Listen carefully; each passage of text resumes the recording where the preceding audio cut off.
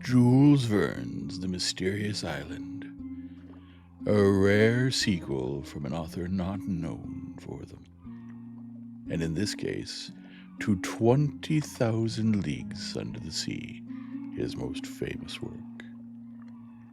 If you enjoy this sort of content, I hope you'll remember to like, subscribe, hit the bell icon, and leave a comment. It really helps us out. And don't forget to join us over on Twitch for our readings Mondays, Tuesdays, Thursdays, and Fridays at 6 p.m. Pacific. And now, on to the story. Chapter 11. Gideon Spilett took the box and opened it. It contained nearly 200 grains of a white powder, a few particles of which he carried to his lips. The extreme bitterness of the substance precluded all doubt. It was certainly the precious extract of quinine, that preeminent antifebrile. This powder must be administered to Herbert without delay. How it came there might be discussed later. "Some coffee," said Spilett. In a few moments Neb brought a cup of the warm infusion. Gideon Spilett threw into it about 18 grams of quinine, and they succeeded in making Herbert drink the mixture.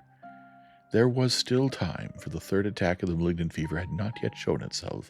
How they longed to be able to add that it would not return. Besides, it must be remarked, the hopes of all had now revived. The mysterious influence had been again exerted, and in a critical moment, when they had despaired of it. In a few hours, Herbert was much calmer.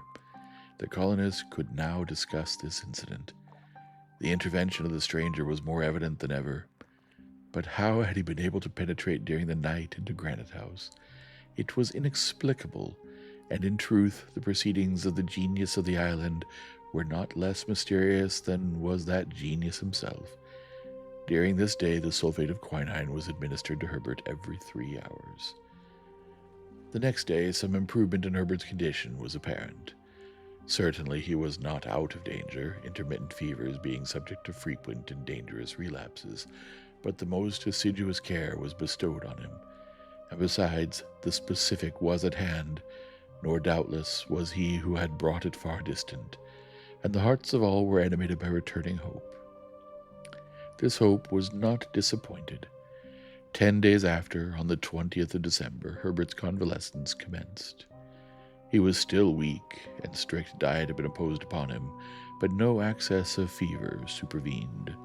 And then the poor boy submitted with such docility to all the prescriptions ordered him. He longed so to get well. Pencroft was a man who has been drawn up from the bottom of an abyss. Fits of joy approaching delirium seized him. When the time for the third attack had passed by, he nearly suffocated the reporter in his embrace. Since then, he always called him Dr. Spilett. The real doctor, however, remained undiscovered. "We will find him," repeated the sailor. Certainly this man, whoever he was, might expect a somewhat too energetic embrace from the worthy Pencroft. The month of December ended, and with it the year 1867, during which the colonists of Lincoln Island had of late been so severely tried. They commenced the year 1868 with magnificent weather, great heat, and a tropical temperature, delightfully cooled by the sea breeze. Herbert's recovery progressed, and from his bed, placed near one of the windows of Granite House, he could inhale the fresh air, charged with ozone, which could not fail to restore his health. His appetite returned, and what numberless delicate, savory little dishes Neb prepared for him.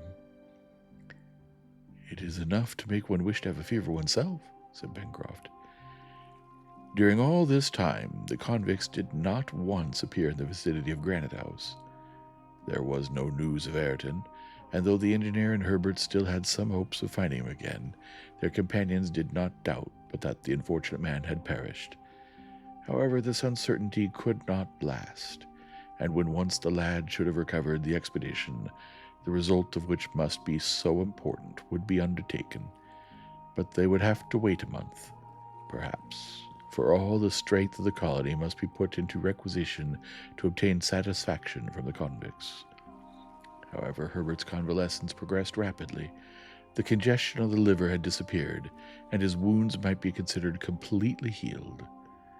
During the month of January, important work was done on the plateau of Prospect Heights, but it consisted solely in saving as much as was possible from the devastated crops, either of corn or vegetables. The grain and the plants were gathered so as to provide a new harvest for the approaching half-season. With regard to rebuilding the poultry yard, wall, or stables, Cyrus Harding preferred to wait. While he and his companions were in pursuit of the convicts, the latter might very probably pay another visit to the plateau, and it would be useless to give them an opportunity of recommencing their work of destruction. When the island should be cleared of these miscreants, they would set about rebuilding. The young convalescent began to get up in the second week of January, at first for 1 hour a day, then 2, then 3. His strength visibly returned, so vigorous was his constitution. He was now 18 years of age. He was tall and promised to become a man of noble and commanding presence. From this time his recovery, while still requiring care, and Dr. Spilett was very strict, made rapid progress. Toward the end of the month, Herbert was already walking about on Prospect Heights and the beach. He derived from several sea baths, which he took in company with Pencroft and Neb, the greatest possible benefit. Cyrus Harding thought he might now settle the day for their departure, for which the 15th of February was fixed. The nights, very clear at this time of year, would be favorable to the researches they intended to make all over the island. The necessary preparations for this exploration were now commenced, and were important, for the colonists had sworn not to return to Granite House until their twofold object had been achieved. On the one hand, to exterminate the convicts and rescue Ayrton if he was still living. On the other, to discover who it was that presided so effectually over the fortunes of the colony. Of Lincoln Island, the settlers knew thoroughly all the eastern coast from Claw Cape to the Mandible Capes, the extensive Tadorn Marsh, the neighborhood of Lake Grant, Yakima Wood, between the road to the Corral and the Mercy, the courses of the Mercy and Red Creek, and lastly the spurs of Mount Franklin, among which the Corral had been established. They had explored, though only in an imperfect manner, the vast shore of Washington Bay from Claw Cape to Reptile End, the woody and marshy border of the west coast, and the interminable downs ending at the open mouth of Shark Gulf. But they had in no way surveyed the woods which covered the Serpentine Peninsula, all to the right of the Mercy, the left bank of Falls River, and the wilderness of spurs and valleys which supported 3/4 of the base of Mount Franklin, to the east, the north, and the west, and where doubtless many secrets existed. Consequently, many millions of acres of the island had still escaped their investigations. It was therefore decided that the expedition should be carried through the far west, so as to include all that region situated on the right of the Mercy. It might, perhaps, be better worthwhile to go direct to the Corral, where it might be supposed that the convicts had again taken refuge, either to pillage or to establish themselves there. But either the devastation of the Corral would have been an accomplished fact by this time, and it would be too late to prevent it, or it had been the convicts' interest to entrench themselves there, and there would be still time to go and turn them out on their return. Therefore, after some discussion, the first plan was adhered to, and the settlers resolved to proceed through the wood to Reptile End. They would make their way with their hatchets, and thus lay the first draft of a road which would place Granite House in communication with the end of the peninsula for a length of from 16 to 17 miles. The cart was in good condition. The onagers, well rested, could go a long journey. Provisions, camp effects, a portable stove, and various utensils were packed to the cart, as also weapons and ammunition, carefully chosen from the now complete arsenal of Granite House. But it was necessary to remember that the convicts were, perhaps, roaming about the woods, and that in the midst of these thick forests a shot might quickly be fired and received. It was therefore resolved that the little band of settlers should remain together and not separate under any pretext whatever. It was also decided that no one should remain at Granite House. Top and Jupe themselves were to accompany the expedition. The inaccessible dwelling needed no guard. The 14th of February, eve of the departure, was concentrated entirely to repose, and thanksgiving addressed by the colonists to the Creator. A place in the cart was reserved for Herbert, who, though thoroughly convalescent, was still a little weak. The next morning at daybreak, Cyrus Harding took the necessary measures to protect Granite House from any invasion. The ladders, which were formerly used for the ascent, were brought to the chimneys and buried deep in the sand, so they might be available on the return of the colonists, for the machinery of the lift had been taken to pieces and nothing of the apparatus remained. Pencroft stayed the last in Granite House in order to finish this work, and he then lowered himself down by means of a double rope held below, and which, when once hauled down, left no communication between the upper landing and the beach. The weather was magnificent. "We shall have a warm day of it," said the reporter, laughing. "Pooh, Dr. Spilett," answered Pencroft. "We shall walk under the shade of the trees, and shan't even see the sun." "Forward," said the engineer. The cart was waiting on the beach before the chimneys. The reporter made Herbert take his place in it during the first hours at least of the journey, and the lad was obliged to submit to his doctor's orders. Neb placed himself at the onagers' heads. Cyrus Harding, the reporter, and the sailor walked in front. Top bounded joyfully along. Herbert offered a seat in his vehicle to Jup, who accepted it without ceremony. The moment for departure had arrived, and the little band set out.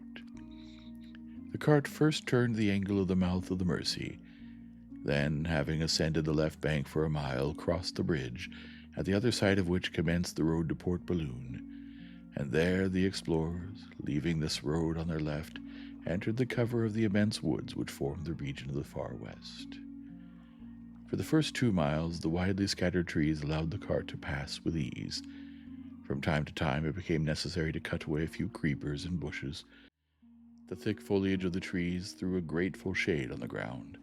Deodars, Douglas firs, casuarinas, banksias, gum trees, dragon trees, and other well-known species, succeeding each other as far as the eye could reach. The feathered tribes of the island were all represented: grouse, jacamars, pheasants, lories, as well as the chattering cockatoos, parrots, and paroquets.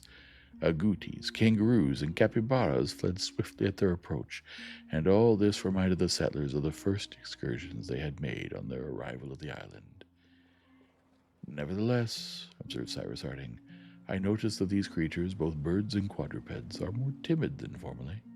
These woods have therefore been recently traversed by the convicts, and we shall certainly find some traces of them." And in fact, in several places they could distinguish traces, more or less recent, of the passage of a band of men. Here branches broken off the trees, perhaps to mark out the way, there the ashes of a fire and footprints in clay spots, but nothing which appeared to belong to a settled encampment. The engineer had recommended his companions to refrain from hunting. The reports of the firearms might give the alarm to the convicts, who were perhaps roaming through the forest. Moreover, the hunters would necessarily ramble some distance from the cart, which it was dangerous to leave unguarded. In the after part of the day, when about 6 miles from Granite House, their progress became much more difficult. In order to make their way through some thickets, they were obliged to cut down trees. Before entering such places, Harding was careful to send in Top and Jup, who faithfully accomplished their commission, and when the dog and orang returned without giving any warning, there was evidently nothing to fear, either from convicts or wild beasts, 2 varieties of the animal kingdom whose ferocious instincts placed them on the same level. On the evening of the first day, the colonists encamped about 9 miles from Granite House, on the border of a little stream falling into the Mercy, and of the existence of which they had till then been ignorant. It evidently, however, belonged to the hydrographical system to which the soil owed its astonishing fertility. The settlers made a hearty meal, for their appetites were sharpened, and measures were then taken, for the night might be passed in safety. If the engineer had had only to deal with wild beasts, jaguars, or others, he would have simply lighted fires all around his camp, which would have sufficed for its defense. But the convicts would be rather attracted than terrified by the flames, and it was therefore better to be surrounded by the profound darkness of night. The watch was, however, carefully organized. 2 of the settlers went to watch together, and every 2 hours it was agreed that they should be relieved by their comrades. And so, notwithstanding his wish to the contrary, Herbert was exempted from guard. Pencroft and Gideon Spilett in one party, the engineer and Neb in another, mounted guard in turns over the camp. The night, however, was but a few hours. The darkness was due rather to the thickness of the foliage than to the disappearance of the sun. The silence was scarcely disturbed by the howling of jaguars and the chattering of monkeys, the latter appearing to particularly irritate Master Jup. The night passed without incident, and on the next day, the 15th of February, the journey through the forest, tedious rather than difficult, was continued. This day they could not accomplish more than 6 miles, for every moment they were obliged to cut a road with their hatchets. Like true settlers, the colonists spared the largest and most beautiful trees, which would besides have cost immense labor to fell, and the small ones only were sacrificed. But the result was that the road took a very winding direction and lengthened itself by numerous detours. During the day, Herbert discovered several new specimens not before met with in the island, such as the tree fern with its leaves spread out like the waters of a fountain, locust trees on the long pods of which the onagers browsed greedily, and which supplied a sweet pulp of excellent flavor. There, too, the colonists again found groups of magnificent cowries, their cylindrical trunks crowned with a cone of verdure rising to a height of 200 feet. These were the tree kings of New Zealand, as celebrated as the cedars of Lebanon. As to the fauna, there was no addition to those species already known to the hunters. Nevertheless, they saw, though unable to get near them, a couple of those large birds peculiar to Australia, a sort of cassowary called ebu, 5 feet in height and with brown plumage, which belonged to the tribe of waders. Top darted after them as fast as his 4 legs could carry him, but the emus distanced him with ease, so prodigious was their speed. As to the traces left by the convicts, a few more were discovered. Some footprints found near an apparently recently extinguished fire were attentively examined by the settlers. By measuring them one after the other, according to their length and breadth, the marks of 5 men's feet were easily distinguished. The 5 convicts had evidently camped on this spot, but, and this was the object of so minute an examination, a 6th footprint could not be discovered, which in that case would have been that of Ayrton. "Ayrton was not with them," said Herbert. "No," answered Pencroft, "and if he was not with them, it was because the wretches had already murdered him. But then these rascals have not a den to which they may be tracked like tigers." "No," replied the reporter. "It is more probable that they wandered random. It is in their interest to rove about until the time when they will be masters of the island." "The masters of the island!" exclaimed the sailor. "The masters of the island!" he repeated, and his voice was choked as if his throat was seized in an iron grasp. Then, in a calmer tone, "Do you know, Captain Harding, what the ball is which I have rammed into my gun?" "No, Pencroft." "It is the ball that went through Herbert's chest, and I promise you it won't miss its mark." But this just retaliation would not bring Ayrton back to life, and from the examination of the footprints left in the ground, they must, alas, conclude that all hopes of ever seeing him again must be abandoned. That evening they encamped 14 miles from Granite House, and Cyrus Harding calculated that they could not be more than 5 miles from Reptile Point. And indeed, the next day the extremity of the peninsula was reached, and the whole length of the forest had been traversed. But there was nothing to indicate the retreat in which the convicts had taken refuge, nor that no less secret which sheltered the mysterious unknown. End of chapter 11. Chapter 12. The next day, the 18th of February, was devoted to the exploration of all that wooded region forming the shore from Reptile End to Falls River. The colonists were able to search this forest thoroughly, for as it was comprised between the 2 shores of the Serpentine Peninsula, it was only from 3 to 4 miles in breadth. The trees, both by their height and their thick foliage, bore witness to the vegetative power of the soil, more astonishing here than in any other part of the island. One might have said that a corner from the virgin forests of America or Africa had been transported into this temperate zone. This led them to conclude that the superb vegetation found a heat in this soil, damp in its upper layer, but warmed in the interior by volcanic fires which could not belong to a temperate climate. The most frequently occurring trees were naris and eucalypti of gigantic dimensions. But the colonists' object was not simply to admire the magnificent vegetation. They knew already that in this respect Lincoln Island would have been worthy to take the first rank in the Canary group, to which the first name given was that of the Happy Isles. Now, alas, their island no longer belonged to them entirely. Others had taken possession of it. Miscreants polluted its shores, and they must be destroyed to the last man. No traces were found on the western coast, although they were carefully sought for. No more footprints, no more broken branches, no more deserted camps. "This does not surprise me," said Cyrus Harding to his companions. "The convicts first landed on the island in the neighborhood of Flotsam Point, and they immediately plunged into the far west forests after crossing Taydorn Marsh. They then followed almost the same route that we took on leaving Granite House. This explains the traces we found in the wood, but arriving on the shore, the convicts saw at once that they would discover no suitable retreat there, and it was then that, going northwards again, they came upon the corral." "Or they have perhaps returned," said Pencroft. "I do not think so," answered the engineer, "for they would naturally suppose that our researches would be in that direction. The corral is only a storehouse to them, and not a definitive encampment." "I am of Cyrus' opinion," said the reporter, "and I think that it is among the spurs of Mount Franklin that the convicts will have made their lair." "Then, Captain, straight to the corral," cried Pencroft.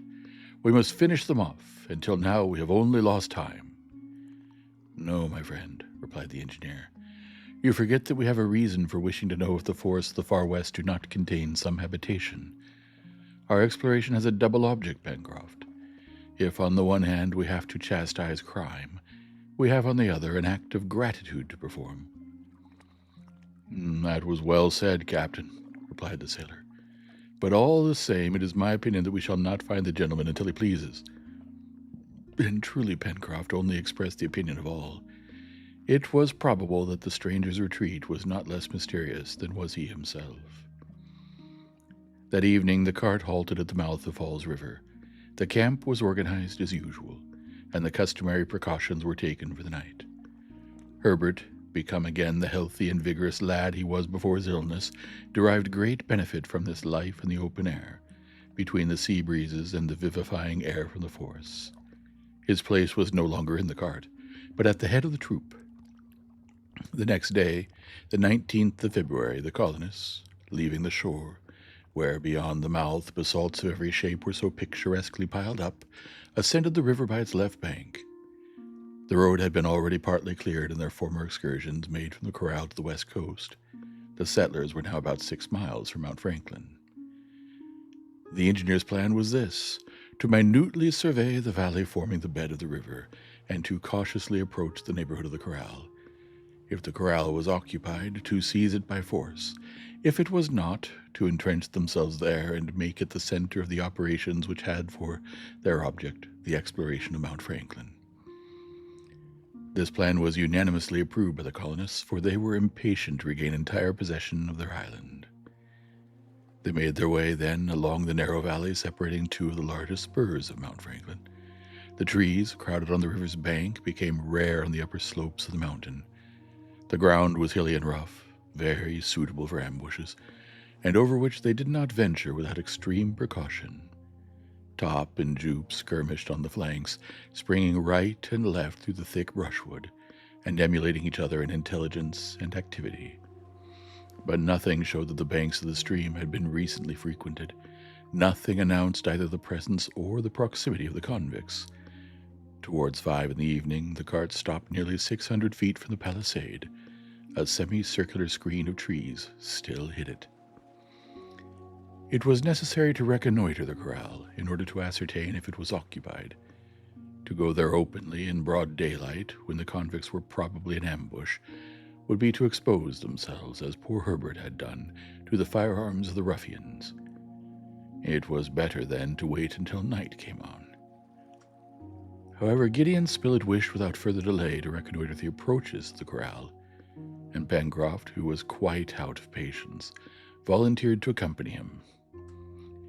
"No, my friends," said the engineer. "Wait till night. I will not allow one of you to expose himself in open day." "But, Captain," answered the sailor, little disposed to obey. "I beg of you, Pencroft," said the engineer. "Very well," replied the sailor, who vented his anger in another way, by bestowing on the convicts the worst names in his maritime vocabulary. The colonists remained, therefore, near the cart, and carefully watched the neighboring parts of the forest. 3 hours passed thus. The wind had fallen, and absolute silence reigned under the great trees. The snapping of the smallest twig, a footstep on the dry leaves, the gliding of a body among the grass would have been heard without difficulty. All was quiet. Besides, Top, lying on the grass, his head stretched out on his paws, gave no sign of uneasiness. At 8 o'clock, the day appeared far enough advanced for the reconnaissance to be made under favorable conditions. Gideon Spilett declared himself ready to set out, accompanied by Pencroft. Cyrus Harding consented. Top and Jup would remain with the engineer, Herbert, and Neb, for a bark or a cry at a wrong moment would give the alarm. "Do not be imprudent," said Harding to the reporter and Pencroft. "You have not to gain possession of the corral, but only to find out whether it is occupied or not." "All right," answered Pencroft, and the two departed. Under the trees, thanks to the thickness of their foliage, the obscurity rendered any object invisible beyond a radius of from 30 to 40 feet. The reporter and Pencroft, halting at any suspicious sound, advanced with great caution. They walked a little distance apart from each other so as to offer a less mark for a shot, and to tell the truth, they expected every moment to hear a report. 5 minutes after leaving the cart, Gideon Spilett and Pencroft arrived at the edge of the wood before the clearing beyond which rose the palisade. They stopped. A few straggling beams still fell on the field clear of trees. 30 feet distant was the gate of the corral, which appeared to be closed. This 30 feet, which it was necessary to cross from the wood to the palisade, constituted the dangerous zone, to borrow a ballistic term. In fact, one or more bullets fired from behind the palisade might knock over anyone who ventured onto this zone. Gideon Spilett and the sailor were not men to draw back, but they knew that any imprudence on their part, of which they would be the first victims, would fall afterwards on their companions. If they themselves were killed, what would become of Harding, Neb, and Herbert? But Pencroft, excited at feeling himself so near the corral where he supposed the convicts had taken refuge, was about to press forward when the reporter held him back with a grasp of iron. "In a few minutes it will be quite dark," whispered Spilett in the sailor's ear. "Then will be the time to act." Pencroft, convulsively clasping the butt end of his gun, restrained his energies and waited, swearing to himself. Soon the last of the twilight faded away. Darkness, which seemed as if it issued from the dense forest, covered the clearing. Mount Franklin rose like an enormous screen before the western horizon, and night spread rapidly over all, as it does in regions of low latitudes. Now was the time. The reporter and Pencroft, since posting themselves on the edge of the wood, had not once lost sight of the palisade. The corral appeared to be absolutely deserted. The top of the palisade formed a line a little darker than the surrounding shadow, and nothing disturbed its distinctness. Nevertheless, if the convicts were there, they must have posted one of their number to guard against any surprise. Spilett grasped his companion's hand, and both crept towards the corral, their guns ready to fire. They reached the gate without the darkness being illuminated by a single ray of light. Pencroft tried to push open the gate, which, as the reporter and he had supposed, was closed. However, the sailor was able to ascertain that the outer bars had not been put up. It might then be concluded that the convicts were there in the corral, and that very probably they had fastened the gate in such a way that it could not be forced open. Gideon Spilett and Pencroft listened. Not a sound could be heard inside the palisade. The musmons and the goats, sleeping no doubt in their huts, in no way disturbed the calm of night. The reporter and the sailor, hearing nothing, asked themselves whether they had not better scale the palisades and penetrate into the corral. This would have been contrary to Cyrus Harding's instructions. It is true that the enterprise might succeed, but it might also fail. Now, if the convicts were suspecting nothing, if they knew nothing of the expedition against them, if, lastly, there now existed a chance of surprising them, ought this chance to be lost by inconsiderately attempting to cross the palisades? This was not the reporter's opinion. He thought it better to wait until all the settlers were collected together before attempting to penetrate into the corral. One thing was certain, that it was possible to reach the palisade without being seen, and also that it did not appear to be guarded. This point settled, there was nothing to be done but to return to the cart, where they would consult. Pencroft probably agreed with this decision, for he followed the reporter without making any objection when the latter turned back to the wood. In a few minutes, the engineer was made acquainted with the state of affairs.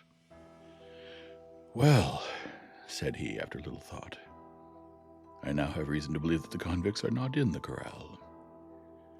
"We shall soon know," said Pencroft, "when we've scaled the palisade." "To the corral, my friends," said Cyrus Harding. "Shall we leave the cart in the wood?" asked Neb. "No," replied the engineer. "It is our wagon of ammunition and provisions, and if necessary it would serve as an entrenchment." "Forward then," said Gideon Spilett. The cart emerged from the wood and began to roll noiselessly towards the palisade. The darkness was now profound, the silence as complete as when Pencroft and the reporter crept over the ground. The thick grass completely muffled their footsteps. The colonists held themselves ready to fire. Jup, at Pencroft's orders, kept behind. Neb led Top in a leash to prevent him from bounding forward. The clearing soon came in sight. It was deserted. Without hesitating, the little band moved towards the palisade. In a short space of time, the danger zone was passed. Neb remained at the onagers' heads to hold them. The engineer, the reporter, Herbert, and Pencroft proceeded to the door in order to ascertain if it was barricaded inside. It was open. "What do you say now?" asked the engineer, turning to the sailor and Spilett. Both were stupefied. "I can swear," said Pencroft, "that this gate was shut just now." The colonists now hesitated. Were the convicts in the corral when Pencroft and the reporter made their reconnaissance? It could not be doubted, as the gate then closed could only have been opened by them. Were they still there, or had one of their number just gone out? All these questions presented themselves simultaneously to the minds of the colonists, but how could they be answered? At that moment, Herbert, who had advanced a few steps into the enclosure, drew back hurriedly and seized Harding's hand. "What's the matter?" asked the engineer. "A light." "In the house?" "Yes." All five advanced, and indeed, through the window fronting them they saw glimmering a feeble light. Cyrus Harding made up his mind rapidly. "It is our only chance," said he to his companions, "of finding the convicts collected in this house, suspecting nothing. They are in our power. Forward." The colonists crossed through the enclosure, holding their guns ready in their hands. The cart had been left outside under the charge of Jup and Top, who had been prudently tied to it. Cyrus Harding, Pencroft, and Gideon Spilett on one side, Herbert and Neb on the other, going along by the palisade, surveyed the absolutely dark and deserted corral. In a few moments, they were near the closed door of the house. Harding signed to his companions not to stir, and approached the window, then feebly lighted by the inner light. He gazed into the apartment. On the table burned a lantern. Near the table was the bed formerly used by Ayrton. On the bed lay the body of a man. Suddenly Cyrus Harding drew back, and in a hoarse voice, "Ayrton!" he exclaimed.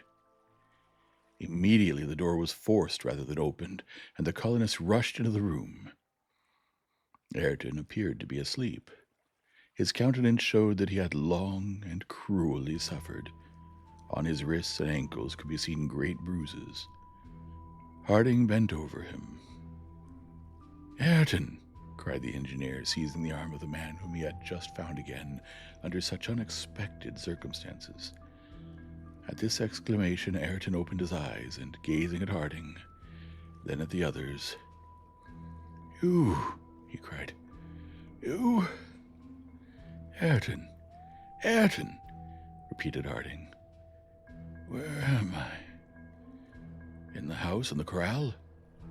Alone?" "Yes." "But they will come back," cried Ayrton. "Defend yourselves! Defend yourselves!" And he fell back exhausted. "Spilett," exclaimed the engineer, "we may be attacked at any moment. Bring the cart into the corral, then barricade the door, and all come back here." Pencroft, Neb, and the reporter hastened to execute the engineer's orders. There was not a moment to be lost. Perhaps, even now, the cart was in the hands of the convicts. In a moment, the reporter and his two companions had crossed the corral and reached the gate of the palisade, behind which Top was heard growling sullenly. The engineer, leaving Ayrton for an instant, came out ready to fire. Herbert was at his side. Both surveyed the crest of the spur overlooking the corral. If the convicts were lying in ambush there, they might knock the settlers over one after the other. At that moment, the moon appeared in the east, above the black curtain of the forest, and a white sheet of light spread over the interior of the enclosure. The corral, with its clumps of trees, the little stream which watered it, its wide carpet of grass, was suddenly illuminated. From the side of the mountain, the house and a part of the palisade stood out white in the moonlight. On the opposite side, towards the door, the enclosure remained dark. A black mass soon appeared. This was the cart entering the circle of light, and Cyrus Harding could hear the noise made by the door as his companions shut it and fastened the interior bars. But at that moment Top, breaking loose, began to bark furiously and rushed to the back of the corral, to the right of the house. "Be ready to fire, my friends!" cried Harding. The colonists raised their pieces and waited the moment to fire. Top still barked, and Jupe, running towards the dog, uttered shrill cries. The colonists followed him and reached the borders of the little stream, shaded by large trees. And there, in the bright moonlight, what did they see? 5 corpses stretched on the bank.